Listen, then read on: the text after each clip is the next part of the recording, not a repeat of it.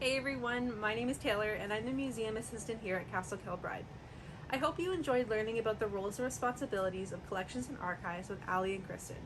For today's segment, I'm going to be showing you a bit of the behind the scenes as a museum assistant here at the castle.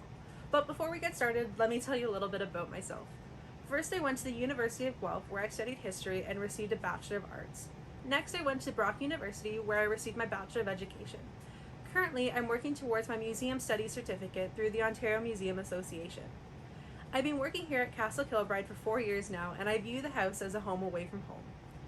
My role here as a museum assistant deals heavily with education and community programming, which is a perfect match for my background in schooling. Anyways, I hope you find this video interesting, as I love being able to show a bit of behind the scenes work here at Castle Kilbride. Now let's get started. One of my roles here at Castle Kilbride is to help with the programming.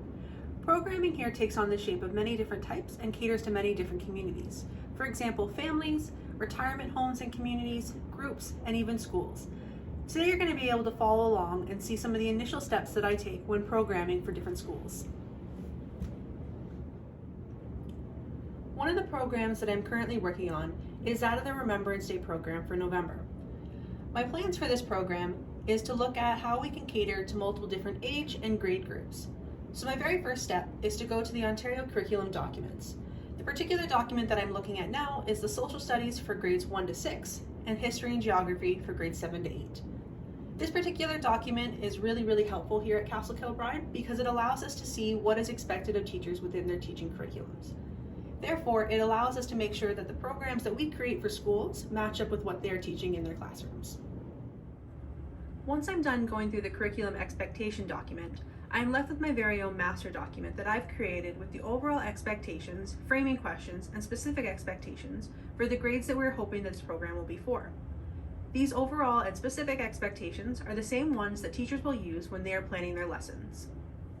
Once I have compiled the expectations for this program, I can now go ahead and start focusing on what we want to talk about. For this program, we want to focus on the soldiers who lived or resided or had some connection to Wilmot, who fought in World War I, II, and Korea. One of the resources that I've created that's going to be used no matter the grade that we're focusing on is these ID cards. Now, these ID cards focus on all the soldiers who fought in all the wars, again, who had a connection to Wilmot. So as you can see, we have their title, we have their name, a photograph, their date of birth, their connection and location to Wilmot. For instance, this gentleman here had a connection to New Hamburg, what war he fought in, World War II, and some information or roles that he played while in the war.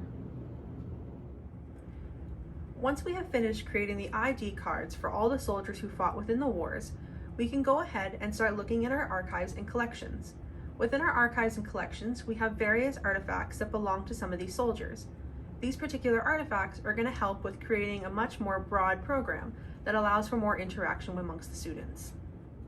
Now, this next part of programming is my personal favorite, as it allows me to take some of the artifacts or documents that we have here at Castle Kilbride and mix them with the program. It allows the program to be more insightful and more entertaining and exciting for the students.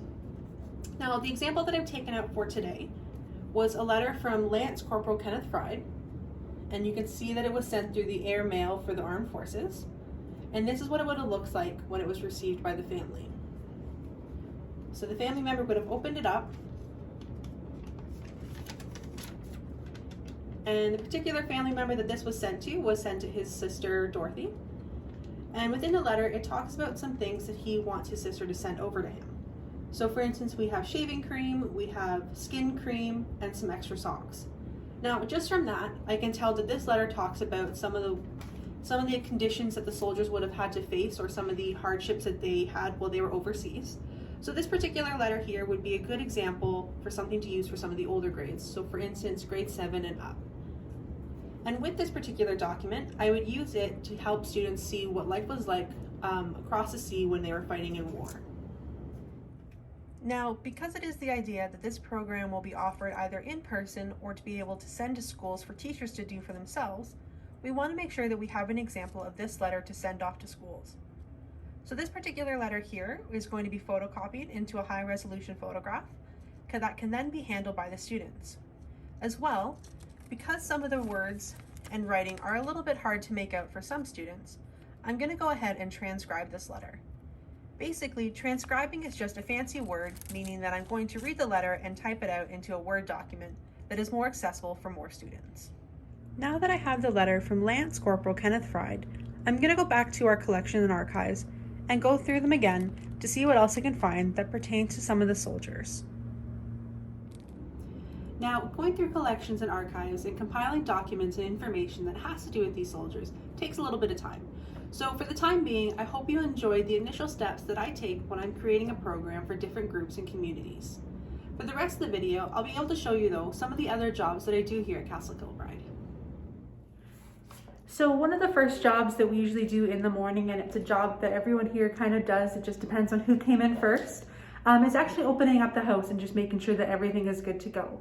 One of the other really important things that we do while we're in here is we take our temperature reports, which is something that's very important to do, especially in the summertime. It just tracks the temperature and it tracks the humidity reports of every single room or sections of the house. So that's something that you're going to be able to see me do this morning, as well as opening up the house. So here we go. Now to start off, we are going to open up from the back door on the main floor.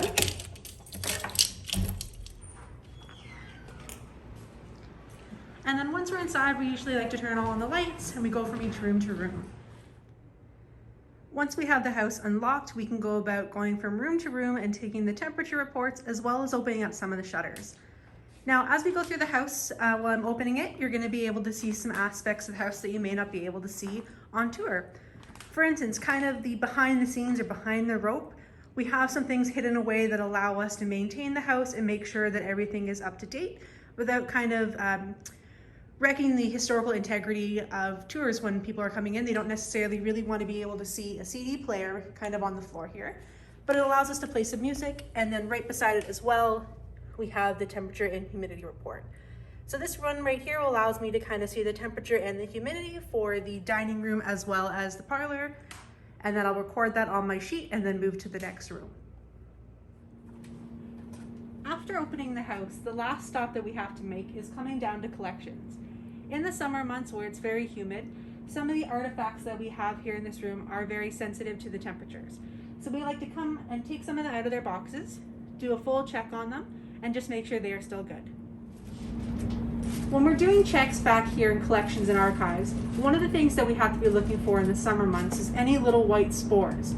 Unfortunately, in museums, archives, and collections, there could be a tendency for mold to grow on some of the older artifacts.